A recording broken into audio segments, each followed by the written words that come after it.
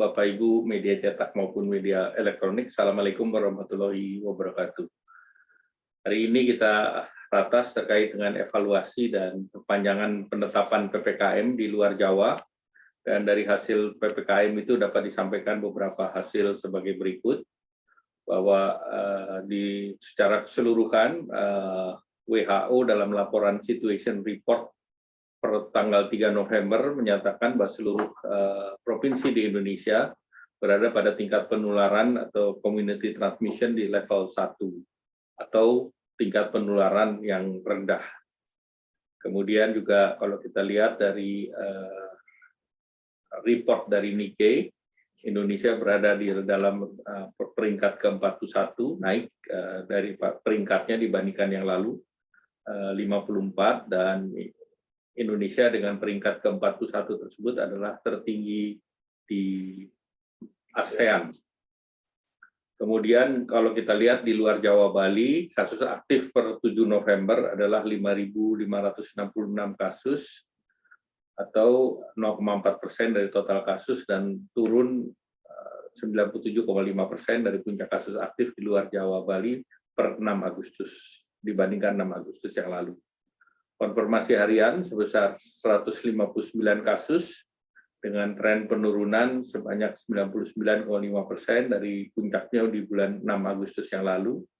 Dan kasus aktif di Jawa Bali berkontribusi di luar Jawa Bali sejumlah 51,42% dari total kasus nasional. Kemudian dari segi pulau, Sumatera recovery rate 96,13%, fatality rate 3,57% dan penurunannya dibanding 98%. Nusa Tenggara recovery rate-nya 97,41%, fatality rate-nya 2,34% dan penurunannya 98,23%. Kalimantan recovery rate-nya 96,55, fatality rate-nya 3,17, penurunannya 97,9%. Sulawesi recovery rate-nya 97,1, fatality rate-nya di 2,63%, penurunannya 98,16%.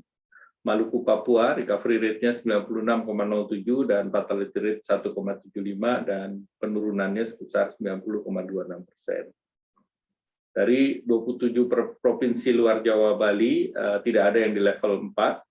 Kemudian tidak ada di level 3, ini kita bicara provinsi, dan 22 di level provinsi di level 2, setelah 5 provinsi di level 1. Sedangkan kabupaten kota, jumlah level 1 meningkat 151 kabupaten kota, kemudian level 4 dan 3 terus menurun, tidak ada di level 4, dan 4 kabupaten di level 3, dan terdapat 231 kabupaten kota di level 2, dan 151 kabupaten kota di level 1.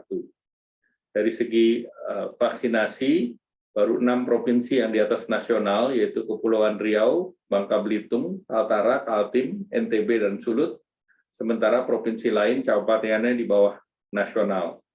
Sementara yang sudah 2 dosis, itu beberapa di luar Jawa Bali, yang capaiannya di atas nasional, yaitu Kepulauan Riau, Kepulauan Bangka Belitung, Kaltim, Jambi, Kalteng, dan Sulut, sementara yang lain masih di bawah nasional. Oleh karena itu, perpanjangan PPKM luar Jawa Bali pada periode 9 November sampai dengan 22 November atau diperpanjang 2 minggu, dengan kriteria level assessment ditambahkan dengan capaian vaksin, untuk capaian yang di bawah 50% dinaikkan 1 level PPKM. Sehingga dengan demikian ada 156 kabupaten kota, asesmennya level 2, karena vaksinasinya di bawah 50%, sehingga dinaikkan menjadi level 3, sehingga total level 3 ada total di level 3 ada 160 kabupaten kota. Kemudian di level 2 itu totalnya ada 175 kabupaten kota, dan di level 1 ada 51 kabupaten kota.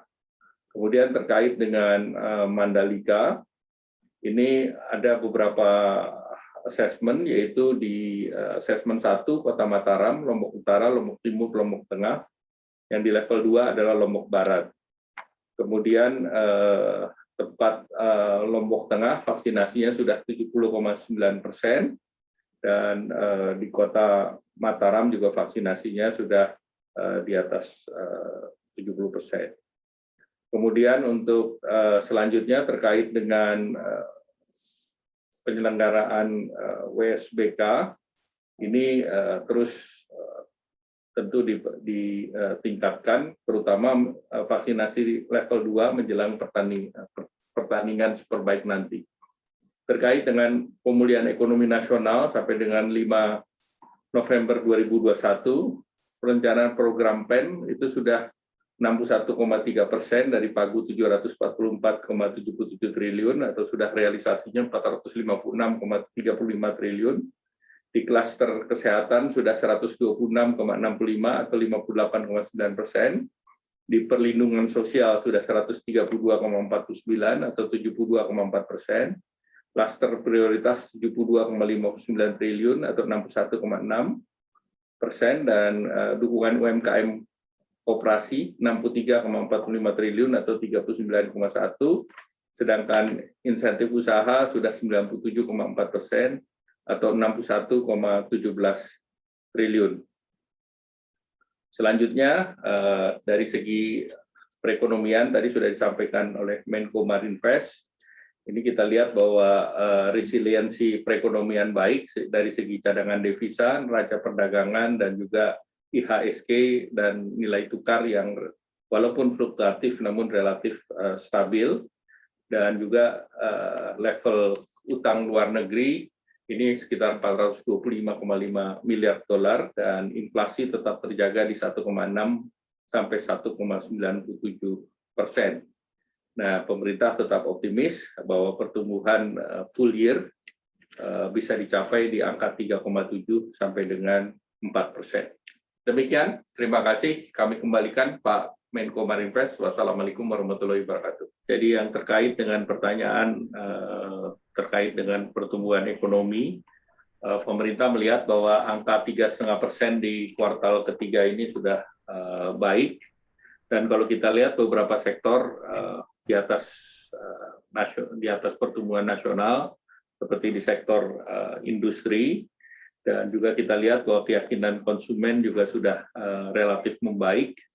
Kemudian juga dari segi investasi juga ada kenaikan, sehingga tentu kalau kita lihat di kuartal keempat, harapannya dengan adanya PMI yang ekspansif, maka kepercayaan konsumen juga kelihatan sudah naik di 95,3, dan kita juga melihat bahwa sudah terjadi rehire, di mana tingkat pengangguran turun dari 9,7 menjadi 9,1 di tahun 2021 ini.